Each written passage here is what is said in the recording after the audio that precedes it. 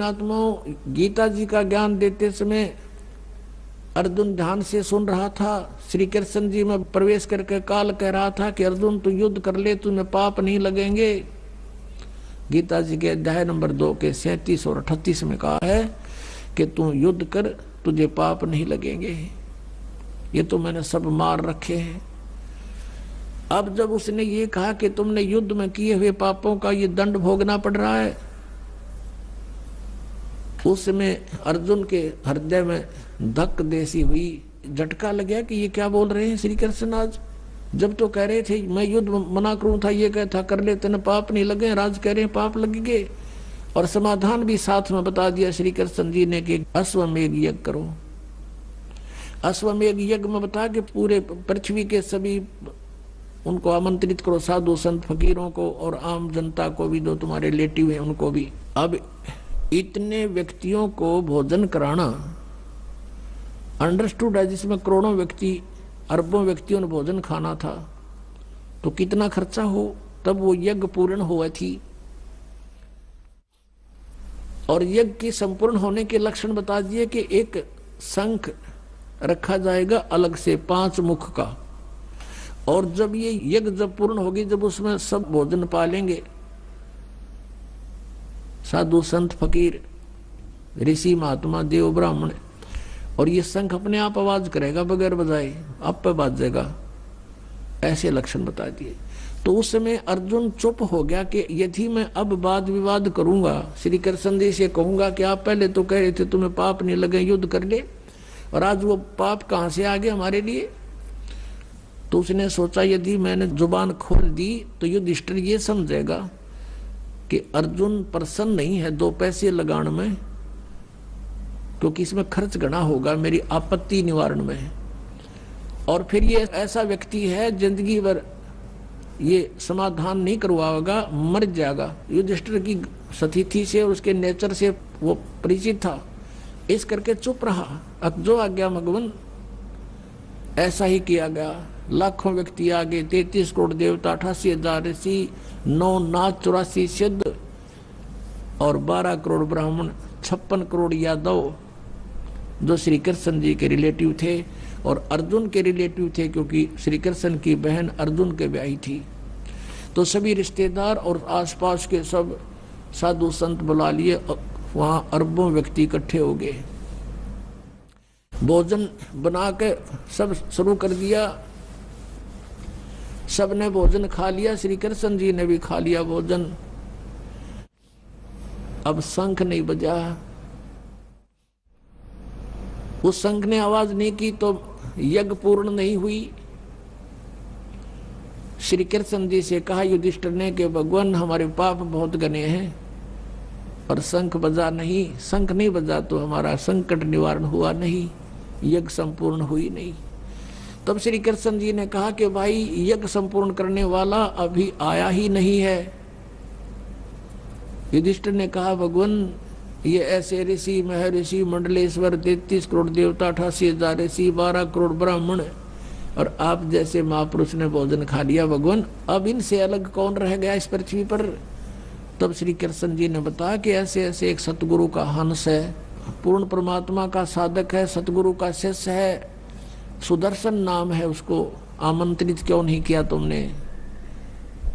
तो फिर बताया गया, अर्जुन से पूछा, युधिष्ठिर ने कहा कि उधर भीम की ड्यूटी ला रखी थी हमने, आमंत्रित करने की, न्योते देने की। भीम से पूछा कि उस महात्मा को क्यों नहीं बुला के नहीं लाए, क्या कारण हुआ, या वहां तक पहुंचे नहीं तुम।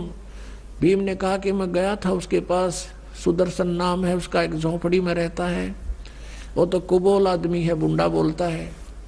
श्री कृष्ण जी ने कहा कि क्या बोला उसने, कि मैंने उनसे कहा था कि मैं युधिष्ठिर का भाई हूँ और आप हमारी यज्ञ में आइए, हमने एक यज्ञ किया है, आपको आमंत्रित करते हैं। सुदर्शन जी ने कहा कि तुम पापी हो, अपराधी हो, तुमने लाखों बहनों के सुहाग उजाड़ दी, आज उनके खून को पी रहे हो, राज कर रहे हो, तुम्हारे अन्न को भी कोई खाएगा, सीधा नरक में जाएगा। यदि तुमने मुझे बुलाना है तो ऐसी 100 अश्वमेध यज्ञों का फल मुझे संकल्प करो, जब तुम्हारे पाप के टूक को खाऊं। अब श्री कृष्ण जी ने पता था यो भी पहलवान ठीक नहीं बोलिया होगा, तो कहने लगा भाई आपने क्या कहा? कि भगवान मैंने क्या कहा, बस आपकी शर्म थी। मैंने उसको कहा कि मैं अपने भगवान से और भाई से डरता हूं, ना तेरी थोबड़ी तोड़ देता, आना हो तो आइए ना मत आइए, फालतू मत बोला है। तब श्री कृष्ण ने कहा कि भीम तने तो और पाप इकट्ठा कर लिया, तुझे न्योता देने भेजा था, बकवाद करना नहीं।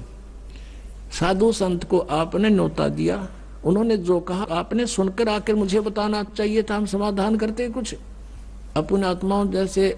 अब ये थोड़े से समय पहले ही जब ब्याह शादी करते थे, उसमें यो भंडारे जो करते थे ना, लाडू जलेबी बनाना, ये कोई रिवाज नहीं थी, ये एक अनुष्ठान किया जाता था और उसमें सभी को बुलाना अनिवार्य था।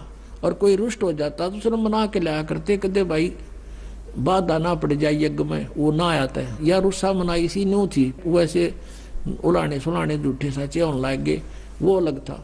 तो फिर उसको लाना अनिवार्य समझा कि तो पक्का बुलाना पड़ेगा और उस बिना यू काम हो नहीं सकता। तब श्री कृष्ण और पांचों पांडव रथ में बैठ के गए और उधर से कबीर परमेश्वर परम अक्षर ब्रह्म वो अपनी लीला अनुसार वहां आए हुए थे। एक जीवन जैसे शिशु रूप धार करके धीरे धीरे बड़े होते हैं, फिर वो लीला करते हैं, ज्ञान प्रचार करते हैं। उसी आधार से वो सुदर्शन जी उस करुणा में नाम से आए थे परमात्मा द्वापर युग में, उस करुणा में के शिष्य थे, जैसे कलयुग में कबीर नाम से आए हैं परमात्मा। तो करुणा में अपने गुरुजी के पास जाकर कहा कि भगवान ऐसे ऐसे राजा कल भाई आया था, ऐसे ऐसे कह रहा था और मैंने तो उसको ये जवाब दे दिया। तो परमात्मा बोले भाई वो फिर आएंगे और उनका काम बने को ना, वो तन्नरे वो बैठे हैं माया के मायादारी ऋषि में ऋषि, उनसे ये शंख ना बजे बेटा, फिर आओगे वह। अब उस सुदर्शन ने सोचा वह फिर सिर खावेंगे, खिसक लिया यहाँ से। सुदर्शन तो निकल गया सैर सपट्टे को 15-20 दिन का टूर प्रोग्राम बना के। अब पीछे से परमात्मा करुणा में उस सुदर्शन रूप बना के बैठ गया झूपड़ी में। अब कहते हैं जा करके श्री कृष्ण जी रथ रोक दिया 1 योजन दूर, यानी 10-12 किलोमीटर दूर। 1 योजन 4 कोस का होता था। पहले लंबे लंबे तगड़े तगड़े आदमी होते थे, अब एक किले की देख कर डंग बनाया करते हुए 1 कदम। तो वहां परमात्मा बैठे थे कुटिया में। श्री कृष्ण जी ने दंडोत प्रणाम किया विनम्रता से। जब श्री कृष्ण ने गुरु जी ने प्रणाम कर दिया तो चेले कितने रहेंगे, 5 पांडवों ने किया। तब श्री कृष्ण जी ने कहा कि परवरदिगार ये युधिष्ठिर राजा आए हैं और इनके भाई हैं, आप चलिएगा, इन्होंने एक यज्ञ अनुष्ठान किया है, आपको न्योता देने आए हैं, आमंत्रित करने आए हैं। तब परमात्मा ने कहा सुदर्शन रूप में कि मैंने इस भगत से कहा था कि मेरे 100 यज्ञ का फल दे दे तब मैं चलूं, मेरा करो संकल्प पूरा। तब श्री कृष्ण जी ने कहा कि हे भगवान आपकी वाणी है, परमात्मा चारों युगों में यही ज्ञान दिया जो आज आपके समक्ष रूबरू हो रहा है। श्री कृष्ण जी ने कहा आपकी वाणी है प्रभु, संत मिलन को चालिए तज माया अभिमान, और जो जो कदम आगे रखे ओ हे यज्ञ समान। हम ये द्वारकाधीश और ये दिल्ली के राजा आपके समक्ष आए हैं भगवान, आप तो अंतर्यामी हैं, आप देख सकते हो आज इनके अंदर कोई अभिमान नहीं है। अब पहले तो भीम का न्यू था श्री कृष्ण रहे हमारे साथ, हमारी यज्ञ वो तो होनी है। अब कृष्ण जी भी फ्यूज हो लिए जब भीम भी काम पे खड़ा खड़ा और नो कहते जी आप झांक के देख लो इनके अंदर, इनमें जरा सा अभिमान आज शेष नहीं है। और आपकी वाणी है कि संत मिलन को चालिए तज माया अभिमान, और जो जो कदम आगे रखे ओ हे यज्ञ समान। वहां से लेकर यहाँ तक जितने भी हमारे कदम हैं आपके निमित्त हैं, और एक कदम का फल एक यज्ञ आप ही की वाणी आपका विधान बता रहा है। हे भगवान ये 100 रख लो, आप शेष हमारी झोली में डाल दो। साधु भूखा भाव का, धन का भूखा ना, और जय कोई धन का भूखा है वो साधु भी ना। तब परमात्मा कहने लगे भाई ठीक है। और जब भीम गया था पहले, तो जब सुदर्शन जी ने ये बात कही थी कि तुमने बहुत जुल्म किया है, युद्ध वैसे ही नहीं, लाखों करोड़ों बहनों को विधवा कर दिया। तब उसने डींग मारी थी कि युद्ध वैसे नहीं जीता जाता बाबा जी, अपने दम पर जीता है। गदा से एक का मारूं था 20 मरे थे, मेरे धाक से और अपने दम से जीता है, अपनी ताकत से जीता है। जब तो चला गया कह सुन नहीं बोला था। अब परमात्मा ने कहा लैस की जाए फटकाट दूं, कितना ताकतवर है। तो उसने परमात्मा की माला रखी थी कबीर देव की, सुदर्शन जी की खुट्टी पर टांग रखी थी, और परमात्मा एक बैठे थे नीचे मैट पे और कहा भाई पहलवान एक मेरी सुमरनी तारिये, चलूंगा फिर तारे साथ। भीम पहुंचा जब वो माला उतारने के लिए, चिपक गया उस माला का जो कर बिजली गरीब कर लिया करे, नो खूब आंगा उक सभी को ना। जब परमात्मा बोले रखे हो गया पहलवान, घनी देर लगा दी, छोड़ कर दूर खड़ा हो गया कि मेरा अपना उतरती महाराज जिया। परमात्मा ने ऐसे किया था, अपने आप उठ कर आएगी उनके हाथ में। तब परमेश्वर ने कहा था उस दिन तो डींग मारे था कि एक मारू था, गदा 20 मरे थे, अब कहाँ गया तेरा बल, नीचा मुंह कर लिया। तब उनकी आशा बनी कि ये संत सचमुच कुछ है, तब परमेश्वर को लेकर आए वहां पर सुदर्शन रूप में। तो क्या बताते हैं, भक्ति करे बिन भाव रे सो कोने काजा। भक्ति बिना भाव के जो कोई भी दान धर्म करता उसका कोई यूज नहीं है। व्यंजन 36 प्रोसियाता द्रौपदी रानी, बिन आदर सत्कार रे कई संक ना बाणी। अब जब परमात्मा वहां पहुंचे, वो मंडलेश्वर बैठे ऋषि महर्षि, और जब युधिष्ठिर ने ये कहा था कि भगवान क्या इन ऋषि महर्षियों से भी हमारा काम नहीं बना तो और कौन बनाएगा, तब श्री कृष्ण जी ने कहा कि ये सत साधक नहीं है, ये सत साधना नहीं करे तो माया के सिद्धियों के पुजारी है। और श्री कृष्ण जी ने अपने ऐसे हाथ कर दिया उनके सब की तरफ और कहा देख युधिष्ठिर, इनके चेहरे देखिए, अगले जन्म में क्या प्राप्ति, कौन सा जन्म पाएंगे। कोई तो अपने आसन पर गधा बना खड़ा है, कोई कुत्ता, कोई मुर्गा, कोई चींटी, कोई हाथी, कोई कैसे। कहते अगले जन्म इनके ये होंगे, इन मंडलेश्वरों के ऋषि महर्षियों के।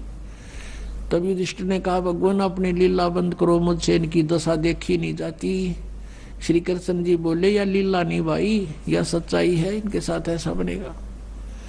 अब जो ही परमात्मा वहां पहुंचे, एक जैसे गरीब व्यक्ति ग्रामीण आज से 50-60 पहले जैसे गांव की वेशभूषा करती थी, लांडी सी धोती, पैरों में टूटे से जूते, बाल छोटे छोटे बड़े हुए, ओले बोले जैसे कई दिन नहाए हो गए हों, ऐसी सती थी में। और वह बैठे कति मांझे धोए, कति गच काचे कपड़े पहने, सारे मैं ऋषि मंडलेश्वर, ब्राह्मण को आवे 3-3 बहन आवे। जब परमात्मा वहां प्रवेश किए, सब ने मुंह पर पल्ला करके हंसन लगे कि ये लाए पकड़ के यूं करेगा इनकी यज्ञ पूरी। और वो क्या बतला रहे हैं आपस में कि इनके पाप ही गने हैं भाई, ये यज्ञ कैसे पूर्ण हो, इन्होंने करोड़ों व्यक्ति मार रखे हैं। अरे जब इन्हें पाप कर रखे हैं तभी तो तुमने लाए खागड़ो थारा के करे थे, फिर ये दुख भुगतना चाहते तो तुमने गाड़ो, फिर ये गाड़ने ले थे। तो अब आए समर्थ वहां पर बैठ गया, आसन बिछा दिया श्री कृष्ण जी ने। और श्री कृष्ण जी ने कहा कि द्रौपदी, इस महापुरुष के भोजन खाने से तुम्हारा काम बनेगा, बढ़िया आहार बना। द्रौपदी ने अपने हाथों नौकरों पर नहीं छोड़ा, नौकरानियों पर कदे चूक रह जा, अपने हाथों भोजन बनाया, न्यारे न्यारे पकवान, कचौड़ी पकौड़ी, खीर, हलवा, दही, बड़े न्यारे न्यारे, दाल सब्जी, और बना के भोजन। क्योंकि पहले तो चूल्हे हुआ करते, लकड़ी बाल के, 1-1.5 घंटे में 2 तैयार हुआ। एक थाल में परोस के अलग अलग आइटम और महात्मा के सामने रख दिए। अब वो सुदर्शन जो था वहां तो मालिक बैठे थे, रोल सुदर्शन का ही कर रहे थे। उस सुदर्शन जी ने एक नियम बना रखा था अपना कि मैं 5 ग्रास डेली खाता था, जैसे कोई भी सामान है सारा इकट्ठा करा भोजन, और ऐसे 5 बार खा के वो संयम रखता था भोजन पर, अंजल पर, उसे आगे नहीं खाता था। तो ऐसे उन्होंने जितना चाहिए था 5 बार खाने के लिए थोड़े थोड़े आइटम सारे थाली में डाल लिए, कटोरियों में थे, और फिर उनको ऐसे खिचड़ी बना लिया, लगे खिचड़ी बनाने, सबको मिलाने लगे। तो द्रौपदी ने यह सोचा था कि आज ऐसा स्वादिष्ट भोजन बना दिया है संत के लिए, ये घास फूस खाने वाला व्यक्ति और ऐसे मेरे बनाए हुए स्वादिष्ट आइटम को अलग अलग खाएगा, उंगली चाटता रह जाएगा। जब द्रौपदी ने देखा इसने तो सारा काम बिगाड़ दिया, तो उसके मन में दोष आ गया कि रहा शूद्र का शूद्र, क्योंकि वो वाल्मीकि जाति में थे सुदर्शन जी। कहा कि रहा शूद्र का शूद्र, इसने खान का भी नहीं पता, मैंने तो 2 घंटे तक आंख फुड़वाई दूमे में और इसने कर दिया गुड़ गोबर। ऐसा दोष मानकर मुंह सा चढ़ा के भीतर न चली गई। अब उधर से जब एक ग्रास खाया, उस सबको मिलाकर एक बार शंख ने आवाज की, दूसरा ग्रास खाया, दूसरी बार की, 5 बार में वो जितना खाना था खा लिया। तो 5 बार शंख बोला और बोल कर रुक गया। तब युधिष्ठिर गया भगवान श्री कृष्ण के पास कि भगवान आपकी रजा होगी, हो गया काम, बन गई बात, शंख बज गया। तो श्री कृष्ण जी ने कहा कि नहीं, ये शंख नहीं बजा भाई, ये तो अखंड बजना चाहिए, काफी समय तक रुके नहीं, ये तो खंड हो गया, 5 बार बोला है कोई। तब युधिष्ठिर ने कहा भगवान अब किसको लाओगे बुलाकर? तभी श्री कृष्ण ने कहा कि भाई और कोई शेष नहीं पृथ्वी पे, इस महापुरुष के एक बाल के समान 3 लोक नहीं है, लेकिन अपने घर में कोई त्रुटि है जिस कारण से यह बात बिगड़ गई। कबीर परमेश्वर भी कहते हैं सतगुरु के दरबार में कमी काहे की ना, अनसा मौज नहीं पाओता तेरी चूक चाकरी में। हमें कोई पूरा फल यहाँ से नहीं मिल रहा, तो आपकी कोई मर्यादा में त्रुटि है, उसको सेट करो अपनी को, फिर देखो ठाठ। तो श्री कृष्ण जी ने देखा कि द्रौपदी ने काम बिगाड़ा दिखाई, वह बुलाई कि बहन एक सच्ची बताना, महात्मा ने जब यू खाना खाया तेरे मन में कोई दोष आया? कहा जी गणाए आ गया मेरे मन में। तो नालायक तेने तो काम बिगाड़ दिया सारा, बता यो इसको कैसे प्रसन्न करेंगे? क्या मन में आया? तो उसने बता जी मन ने नो सोचा था ऐसा बढ़िया भोजन बनाऊंगी, और अपने हाथा बढ़ाया, मैंने नौकरानी का सहयोग नहीं दिया कि दे नमक मेरे तुम्हें कमी रह जा। और सोचा यूं था कि महात्मा भोजन खाओगा, 6 जगह गुण गाओगा, मेरी द्रौपदी ने ऐसा भोजन बनाया भाई कभी देखा ना सुना। और जब इसने ऐसा कार सारा काम बिगाड़ दिया तो मेरे मन में घना गलानी बन गई इस महात्मा के प्रति कि क्या का महात्मा इसने खाना भी ना आता। तब श्री कृष्ण जी ने कहा द्रौपदी तूने बैठा बैठा दिया, अब तूने एहसान नहीं किया इसको भोजन खिलाने का, इसने एहसान किया तेरे घर पे आकर तेरा टूक खाने का, और आपका फर्ज संत के सामने रख देने का है, उसकी क्रिया को नहीं देखना चाहिए। और साधु संत चठोरे नहीं होते बेबे। तब कहने लगी भगवान मुझसे गलती बन गई, कोई समाधान बताओ कि इसके चरण धो के पी, जब तेरे अंदर के पाप कटेंगे साथ में यू काम बनेगा। द्रौपदी लाई एक प्रांत ठाक है, बड़ी थाली और पानी का जग रखा, भगवान के हाथ जोड़े प्रार्थना की भगवान अक्षमा करो, अचरणामृत दो दाता हमारा कल्याण हो। परमात्मा ने दोनों चरण उठा लिए, थाली में रख के धोए और डाल के उल्टा पानी जब आधा पी लिया द्रौपदी ने, तब श्री कृष्ण ने कहा कि बेबे बहन आधा मुझे भी दे दे, क्योंकि इसे महापुरुष का चरणामृत। अब यह आंख श्री कृष्ण की भी खुल गई थी कि 5 बार इस तरह बच गया, हमारे खाए तो लेटे लेना था, सांस भी ना लिया शंख ने। तो बुद्धिमान ने संकेत बहुत होता है, तो उसने सोची परम शक्ति है, मेरा भी उद्धार हो जाएगा। कहने लगा बहन आधा मुझे भी दे दे। तो आधा श्री कृष्ण ने पिया। तो गरीबदास कहते उस वाल्मीकि का चरणामृत पिया थरे कृष्ण चंद्र करता रहा। तुम जिसको कृष्ण चंद्र भगवान कहा करते, उस वाल्मीकि के चरणों का धूल पी, और तब वो शंख कण कण जनकारा। कहते भक्ति करे बिन भाव रे सो कोने काजा, और विदुर का जीवन चले गए तो दुर्योधन राजा। विनन छती सो परोस या द्रौपदी रानी, और बिन आदर सत्कार कही ना संख रे बाणी। तो पुणात्माओं, इन सब सत्संग के वचनों से आपने अपने जीवन को सुचारू करना है। समर्थ बिना कोई भी कार्य पूरा नहीं होगा। कहते 33 करोड़ यज्ञ में आए वो 88 सारे, 12 कोट वेद के वक्ता वो सुपच का शंख बजारे। मन तू पावेगा अपना किया रे, भोगेगा अपना किया रे। कहते हैं कि 56 करोड़ जहां थे या दो, उनसे शंख न बाजा ना दू। एक बाल्मीक नीचे कुल साधु, जिन शंख पंचायन पूरा ना दू। के कहते हैं ये और गनो माया के पूता, ये तो सिर्फ माया के पुजारी थे जितने 33 करोड़ 88 हजार ऐसे सारे बैठे थे। कहते वह सुपच से शंख बजारे, शत भक्ति और समर्थ की शरण में जो था, उससे भी वो 3 ताप का नाश हुआ, श्री कृष्ण से भी नहीं हुआ। बोलो सतगुरुदेव।